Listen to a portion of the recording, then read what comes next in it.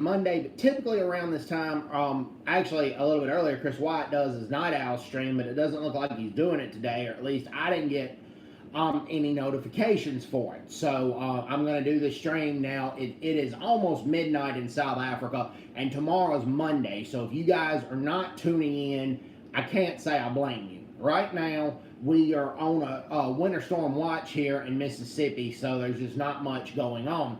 But I actually felt like I needed to do this live stream because of some news that I just recently read up on West Africa. And in West Africa, just hang on one second. I mean, Chris White's Telegram group says there's a good bit of people online. My phone is charging.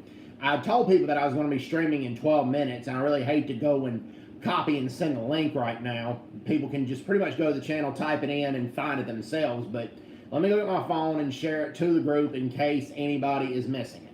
Because I also know apparently YouTube has played some games with people, but Ronaldo's got over 100,000 subscribers, and I've got now 932 subscribers. So I'm 68 subscribers away from having 1,000 subscribers. So just hang on one second. Let me go get my phone and copy this to Chris's Telegram group. Because, you know, like I said, I told people in the group I was going to be streaming in about 12 minutes. They can go to my channel, type in my name, but it gets kind of frustrating, but I'll go ahead and do it. So just hang on. I'll be back in like 10 seconds.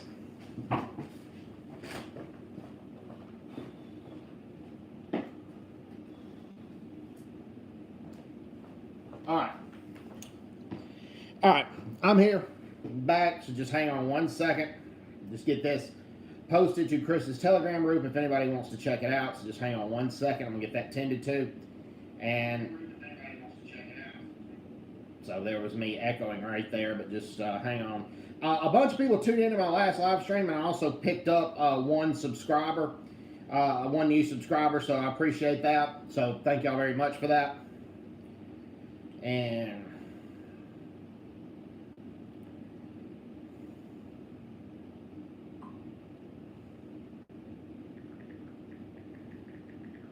okay. Liberia is on high alert right now. All right, got it taken care of. Liberia is on high alert right now because in the country that borders Liberia, Guinea has at least 5 cases of Ebola. The last time West Africa has been hit with the Ebola pandemic was back in 2015, 2016. It's been 5 years, but the pandemic has resurfaced. According to the BBC, the pandemic has resurfaced in Guinea. The Ebola pandemic has resurfaced in Guinea and has already claimed at least 3 lives. Well, Liberia is on high alert right now, and also I believe Sierra Leone is as well. Actually, the president of Sierra Leone said that his people are more fearful of the Ebola pandemic than they are of COVID-19. So, yeah, Ebola has returned to West Africa, and that is why Liberia is on high alert. Now, with that being said, I think it's going to spread to the Central African Republic, too. I hope I'm wrong, but I've talked to you about it before. With the situation as bad as it is in the Central African Republic, if many of the people being chased away and displaced from their homes, if they can't get to the capital, Bangui, they are taking refuge in the DRC, and the Democratic Republic of Congo. Well, they are taking refuge in the Democratic Republic of Congo. Well, the Ebola has came back in the Democratic Republic of Congo, particularly in the eastern part of the Democratic Republic of Congo. So I think if the situation in Central Africa stabilizes, I think a lot of these refugees are going to come back to the Central African Republic, and they're going to be bringing some of them are going to be bringing the Ebola pandemic back with them. Now, how Ebola can spread from an Ebola patient that has just passed away to regular people. Supposedly, the body, the infection still exists in the body 2 to 3 days after the person passes away from Ebola. And there's a big traditional West African funeral where family members and friends wash and cleanse the body before burial. Well, that can put a lot of patients at risk of Ebola. That can put a lot of people at risk when they do something like that, because typically burial's pretty quick over there, but the Ebola infection is still in the person for another 2 to 3 days, even though the person has passed away from Ebola. That is why President George Weah of Liberia has put Liberia on high alert, but no new infections have been found in Liberia. Keep on keeping on, Keith Northday. Thank you, Keith. Much appreciated. And that, yeah, so, but Liberia is on high alert, so is Sierra Leone, but no new cases have been found in either one of those countries as far as I know. But in Guinea, it has been. So please keep West Africa in your prayers, because the Ebola case, what we do know is that Ebola can be found in fruit bats. It can be found in certain antelopes. It can also be found, fruit bats and certain antelopes, and there's a lot of Africans that do hunt wild antelopes for food, and then sometimes it can spread that way. They believe that's how Ebola got spread to humans to begin with. Now, as far as we know, Ebola is not airborne. It is spread, though, through bodily fluids like sweat. So if both people have sweaty palms and they shake hands, it can spread that way. It can also be transmitted through kissing. It can also, in sexual encounters, it can be transmitted from a man to a woman through sperm. So please exercise caution if you do visit West Africa at the moment. That's what I firmly believe that you guys should do, because Ebola is a deadly pandemic and it's not something to be messed around with. I mean, it used to have a 99% fatality rate, but thanks to new studies and more people getting used to it and becoming more immune to it, it has about a 70% fatality rate. So there's a good chance, there's a 30% chance that you will survive Ebola if you ever catch it. So it's not like 99% fatal like it used to be just about 10 or 20 years ago. So that's the main reason that I decided to do this stream, is I saw some news about Ebola going to West Africa, and that's what's transpiring. Now, one thing that Joe Biden did with Liberians in America that I do agree with, because of the situation in Liberia, and it's more stable in some ways than it used to be, but it's still a mess. President Bush 43, the second Bush, and also President Obama, they allowed Liberians to get asylum in the United States and get refugee status, particularly because of the Liberian Civil War that dragged on from like 1991 to 2003. There's arguments that it was like from 1989 to 2003. Well, 250,000 Liberians lost their lives in that conflict. So about 10,000 Liberians were able to come to the United States and maintain asylum. And Bush 43 allowed it, so did Obama. But President Trump had killed that, and a lot of Liberians were facing deportation. Well, President Biden killed that executive order and is going to allow the Liberians to stay. And I actually believe that Biden did the right thing on this one, because the U.S. and Liberia have a history that goes way back.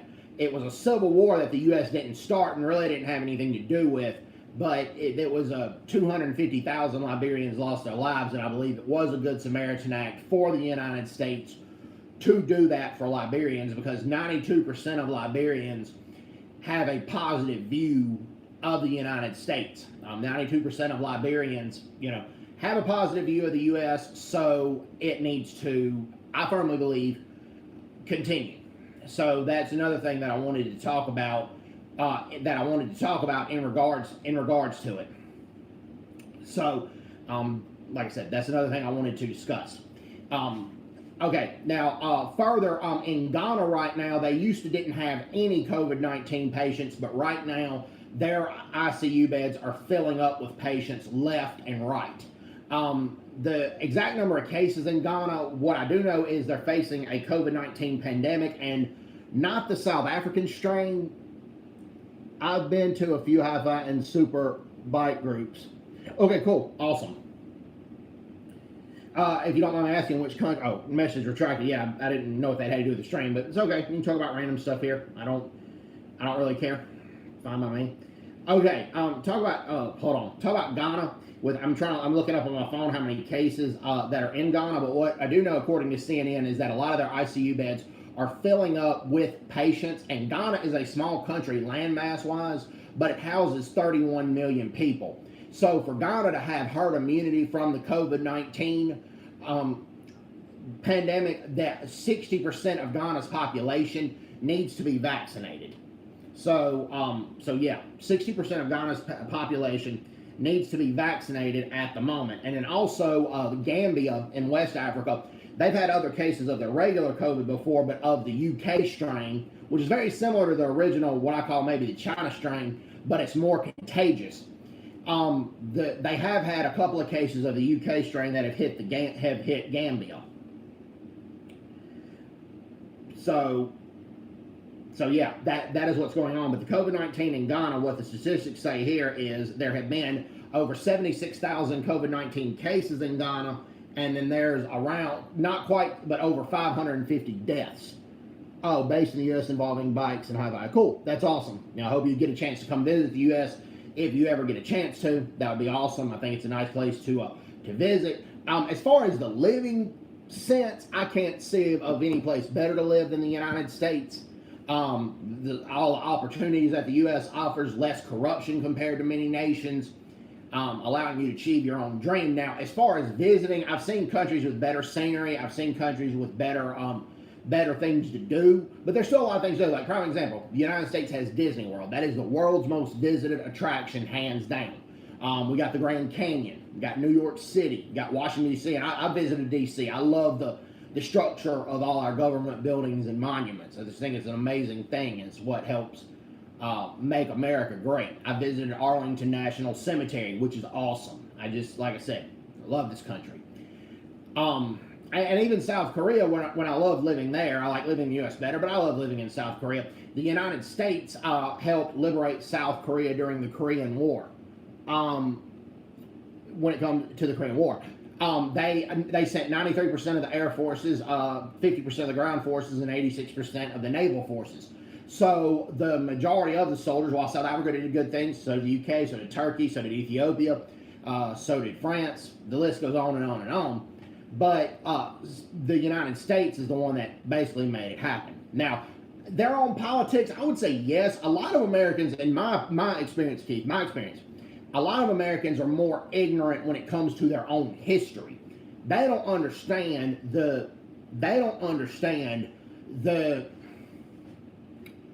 how great America was founded on. Like, prime example, when the United States broke away from the UK in the American Revolution, to a certain degree, yes, some of England's freedom of religion that they were trying to extend to the Quebec and Canada, to the French Canadians, terrified a lot of Americans, and somewhat Lord Dunmore, the British governor of Virginia, his anti-slave measures did terrify Virginia planters.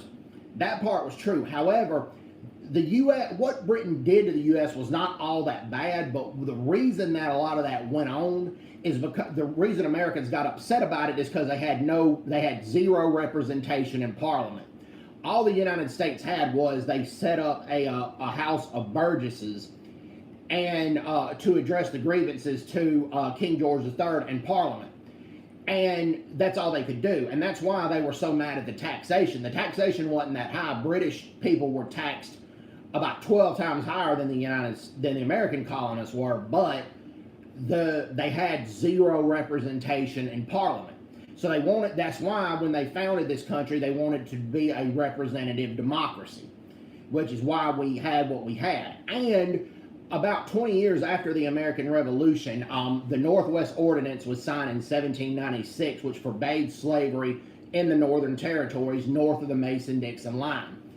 Also, and a lot of the Founding Fathers did own slaves, yes, but a lot of them passed a lot of laws intellectually and politically to ensure that slavery could not survive. And slavery ended less than 100 years after America was founded, and that is a monumentous achievement on the part of the Americans, I firmly believe.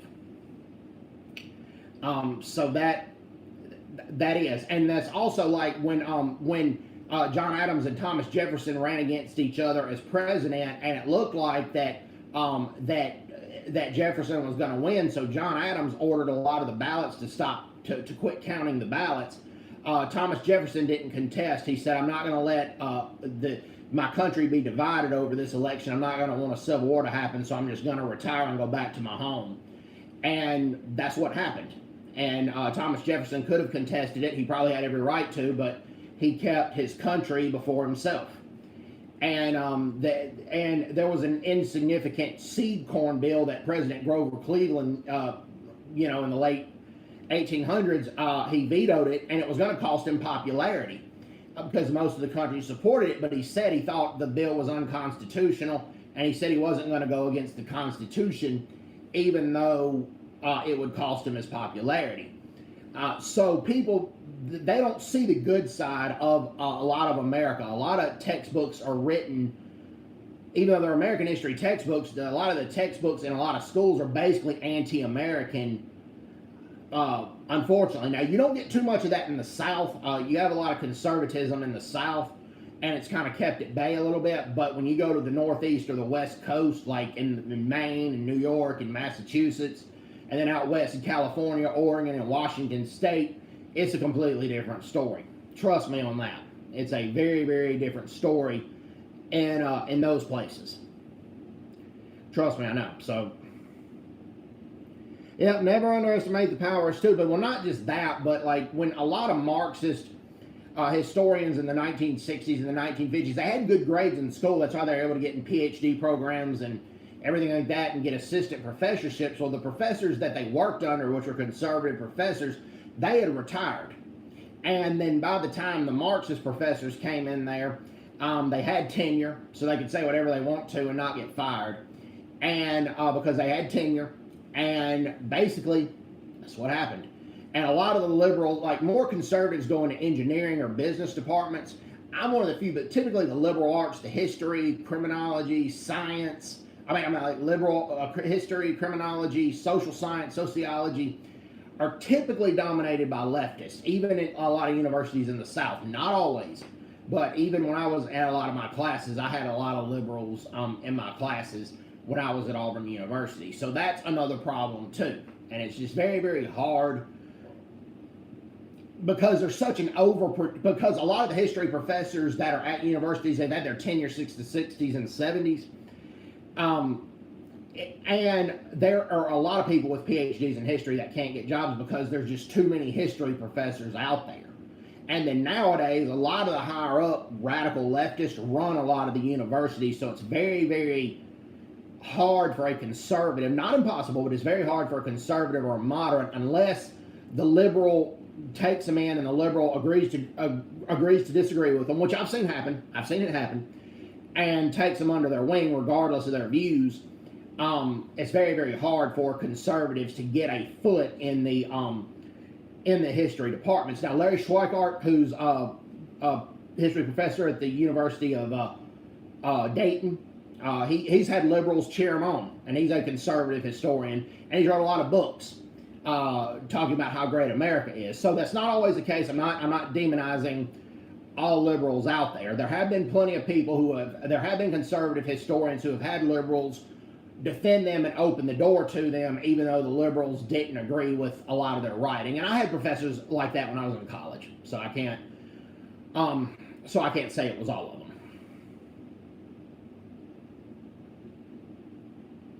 I can understand what you're saying, but can you? Yeah, most people can. I mean, when I explain it to people, whether if they agree it or not, I'm very simplistic in how I explain stuff. Most people can understand it. I mean, you said I can understand what you're saying, but can your neighbor? Yeah, most people I know can understand what I'm saying in that. So yeah.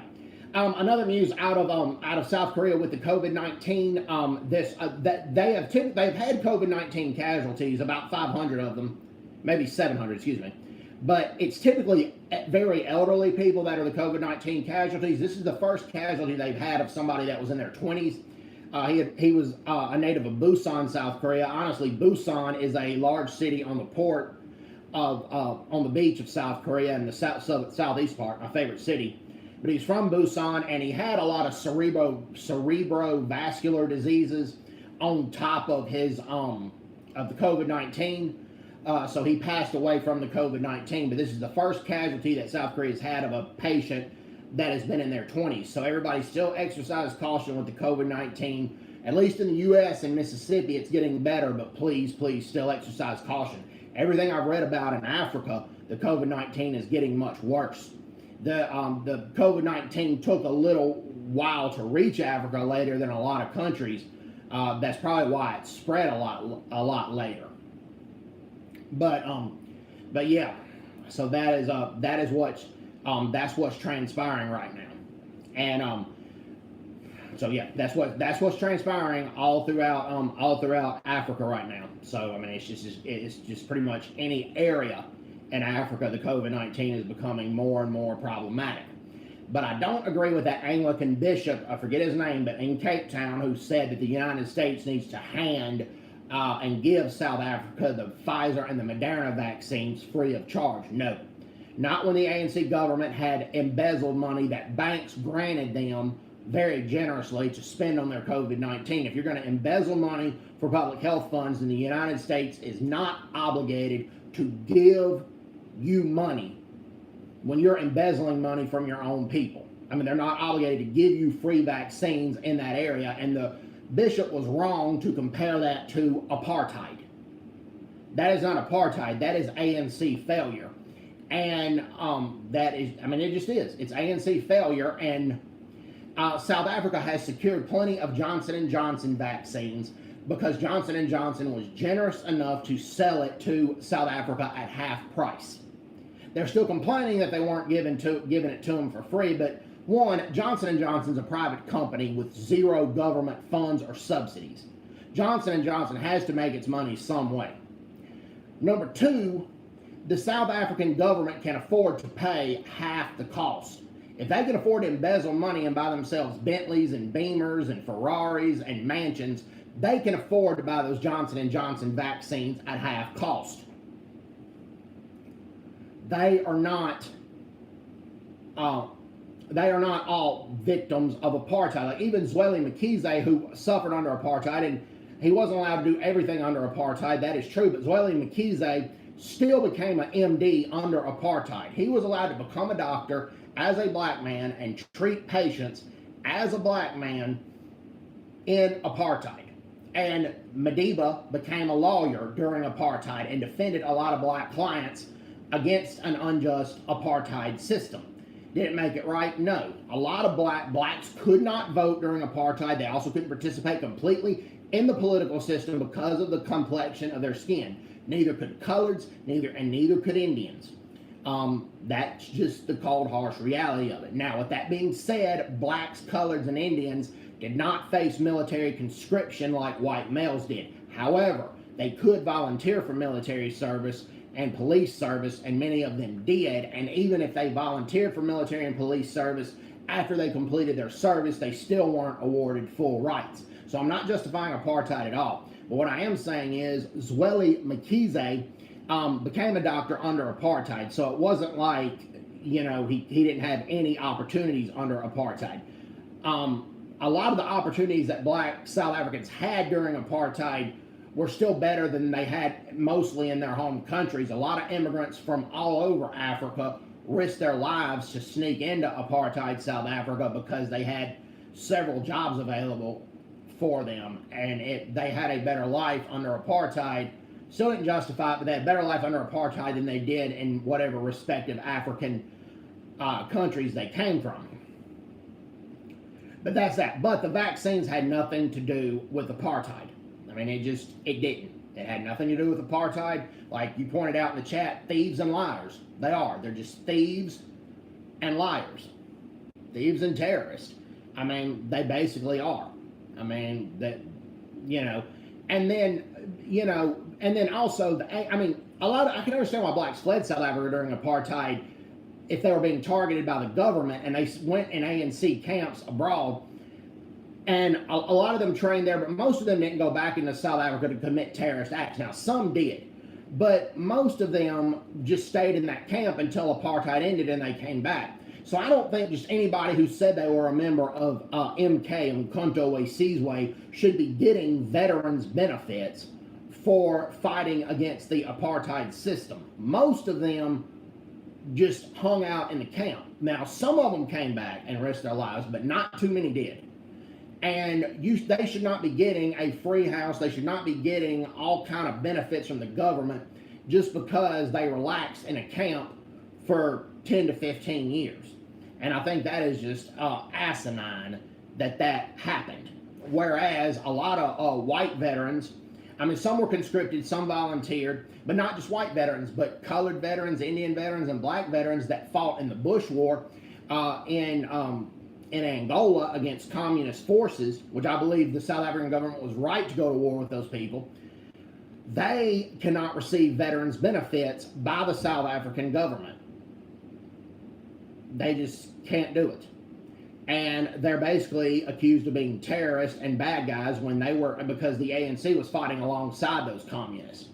But the South African government, whether they implemented apartheid or not, they should have not allowed the communist government to come through, to influence them. And it's messed up. I mean, it is.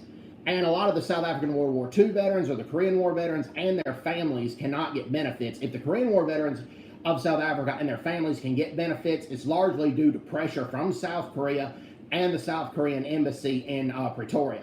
The South Korean embassy puts a lot of pressure on the South African government to make sure during the COVID crisis a lot of these veterans and their families had masks, and to make sure that a lot of the veterans and their families had proper health care if they ever caught the COVID-19. So if you ever if any of you guys are descendants of a South African Korean War veteran, or you have family members that are, and you're running into trouble in that area, please tell them to contact the South Korean embassy in Pretoria, and they will handle the situation more than likely. So, like I said, it's not because of the ANC. It's largely because of the South Korean government putting pressure on the ANC to act right.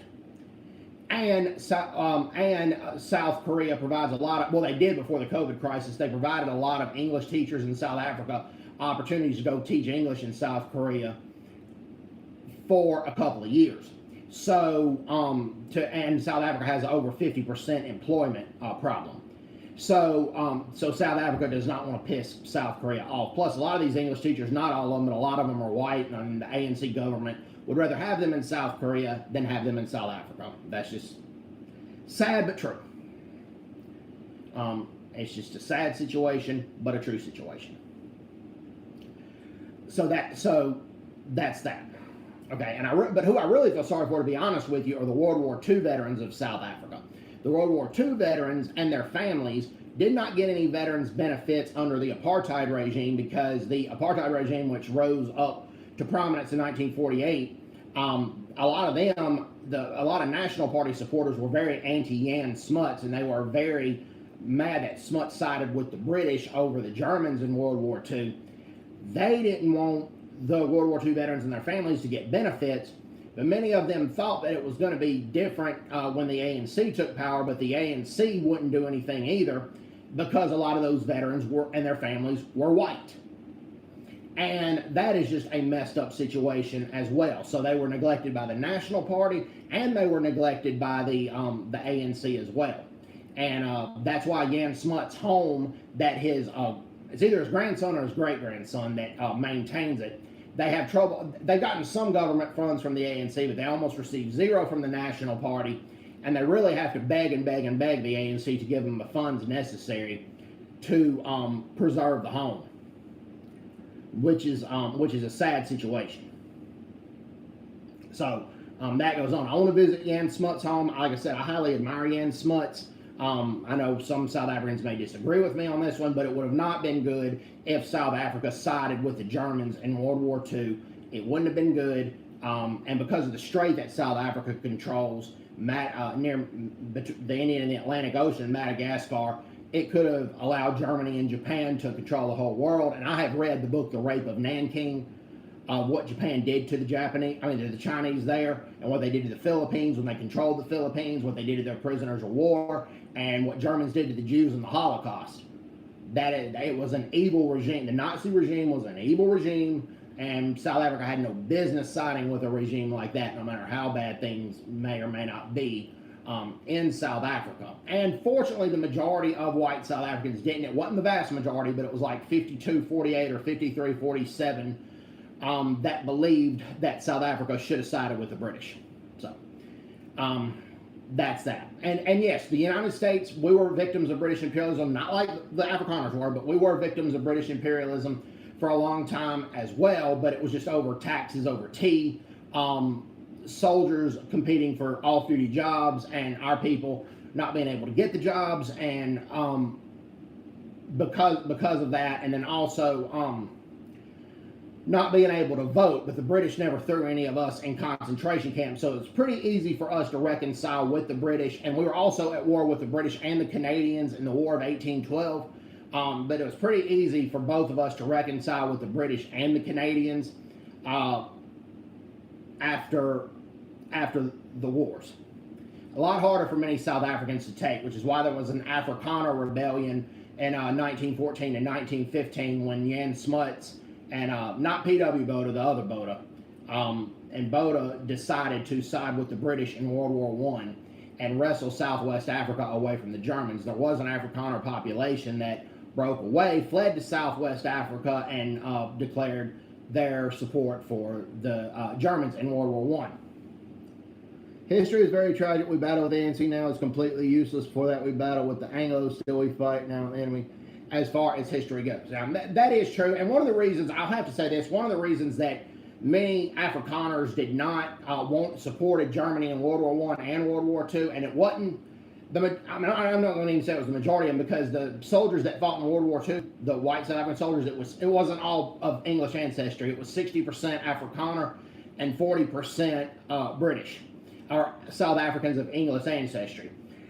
But because Germany was one of the Boers' biggest supporters in the Boer War, so they felt like they were betraying Germany.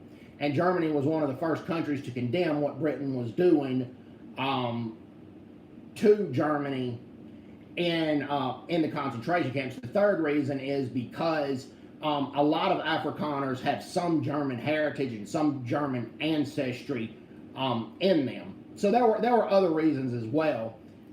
So I can get that. But like I said, siding with the Nazi regime, or even an evil regime like Kaiser Wilhelm II in the First World War, would have not solved anything. So that's why there was an Afrikaner rebellion, and that's why the rebellion was put down though by Jan Smuts and his forces. And Jan Smuts was a Boer general in the Boer War. He was an Afrikaner general. And he fought against the British, but made amends with them very, very quickly. Like less than 10 years, after the concentration camp, situation. So that goes on. But it's not just South Africa. Well, first, before I get into this, I don't agree with the vaccines that South Africa has. I mean, the AstraZeneca was scrapped, like I said. I've talked about that before. But the Philippines really messed up with their president, Rodrigo Duterte, and he sold out to China, I think, worse than Cyril Ramaphosa has. He has distributed the Sino vaccine, which is made in China, to his medical workers and to his soldiers. And he is, that's what he's done.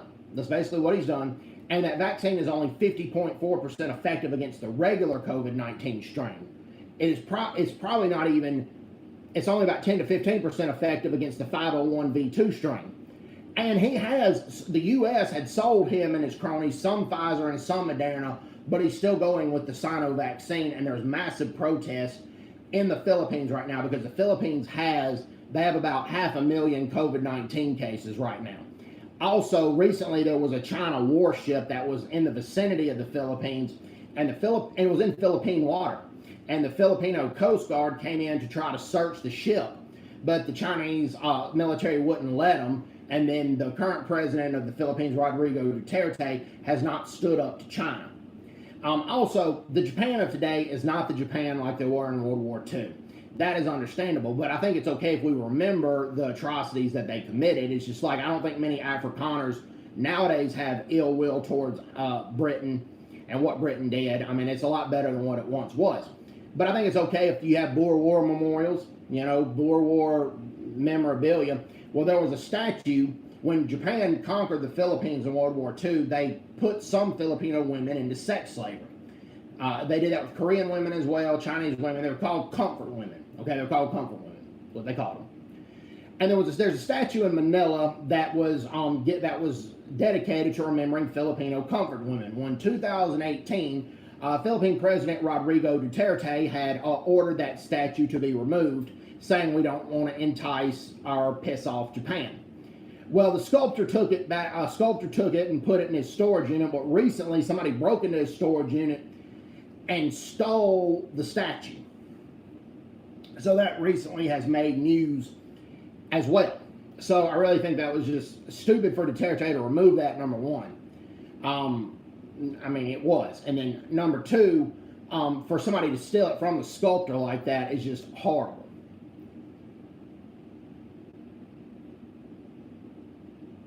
Yeah, I have friends and family Mandelas. Yeah, I mean, typically, like, you know, years and years after the Boer War, I mean, it is not uncommon now to see white South Africans who are one half of Afrikaner heritage and one half of English heritage. When I was in South Korea as an English teacher, I met plenty of them. I met many of them whose dad was an Afrikaner, but their mom was English, or vice versa. I met plenty of them.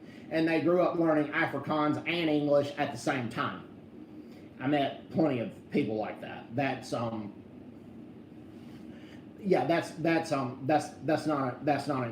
unusual. But then also on top of that, Rodrigo Duterte is the U.S. have a visiting forces agreement where the U.S. can visit a lot of places, the Filipino soldiers, and train them. And the Philippine military wants this visiting agreement to continue. But Duterte says he may terminate this visiting forces agreement any chance he gets now. And recently, there's Clark Air Base. It used to be a U.S. Air Force base, but since our soldiers left their bases in the Philippines, it's a Filipino Air Force base now. Well, you have Clark Air Force Base, and it's connected to a Filipino naval base, Subic Bay. But the railroad that's connecting them was built by the Chinese. That's liable to be a deformed railroad because China is always spying on the U.S. China is always encroaching on Philippines territory and taking a lot of the Philippines fish and a lot of the Philippines natural resources. And Duterte is lauding this. He got elected on 2017. He said he admitted he was anti-American, but he said he was going to instill a lot of Filipino national pride, and he was going to appoint pro-Americans to his cabinet. And to his defense, he put Delfin Lorenzana, who's a very pro-American Filipino, as his Secretary of Defense. Well, because a lot of Filipinos were dealing with corruption and a bad economy, foreign policy was not their main reason why they were voting. So they bought Duterte. They thought Duterte wasn't going to let his personal opinions on America interfere with his judgment as president. Well, they made a mistake. They elected him, and he really didn't even get the majority of the votes. In 2017, there was him, and there were two other candidates, and the two other more moderate candidates kind of split the vote a little bit, and he barely got elected. So that's kind of what happened. But he is stepping down in 2022. But I would not be surprised if he decides to try to stay in office longer because he's such a power-hungry creep. Not trying to be mean, but that's just what will probably transpire. So that's that. So yeah, if you guys travel around Africa, please be careful. The South African government has opened 20 of its borders. Land borders to other countries. I believe that's going to make the 501v2 strain of the COVID-19 spread like wildfire. I firmly believe that's what it's going to do. Also, if you go to West Africa, be careful. In Guinea, Ebola has resurfaced. Also in the DRC, Ebola has resurfaced yet again. And then there are going to be people with all the internal conflict in the Central African Republic. Many of them are fleeing to the Democratic Republic of Congo because it's safer. Well, a lot of them, I firmly believe, are going to get Ebola too, and it's just going to be a disaster. So, I'm going to keep the entire continent of Africa in my prayers. You guys stay safe, stay vigilant, but then also, don't be brave, but be smart, but be brave. I know it's sometimes a very, very tough thing to do. So, that's that. But what I wanted to talk about with India in World War II, you had India, who was a British colony at the time, was a British overseas territory. And because Britain controlled India, they basically made India side with the Allies. but they didn't really conscript or draft any Indian soldiers, but they allowed them to volunteer. Now, 2.5 million Indians did volunteer to fight for the British Army in World War II. Gandhi said that people shouldn't join. He didn't believe people should side with Japan or Germany, but he believed that people shouldn't join because Gandhi actually supported the UK in World War I and encouraged Indian soldiers to enlist. Well, after World War I, there was no more, Britain really didn't make any concessions to India. They didn't let India become more independent. They didn't really give India more rights. So Gandhi did that out of protest of what happened in World War I. Now, the other leader, Nehru, advocated not joining, and he got thrown in jail for speaking out against it. But Nehru also said if the Japanese or Germans come into India, fight them off and engage in guerrilla campaigns against them. So that's what happened. But nevertheless, over 2.5 million Indian soldiers volunteered to fight for the British Army, and 2.5 million. And in the North Africa campaign, a lot of the British soldiers held off a lot of key German advancement, the British Indian soldiers, in a lot of areas where the Germans could not seize a lot of key British oil fields, because Egypt was under control of Britain at the time, and they had a lot of Britain's oil fields.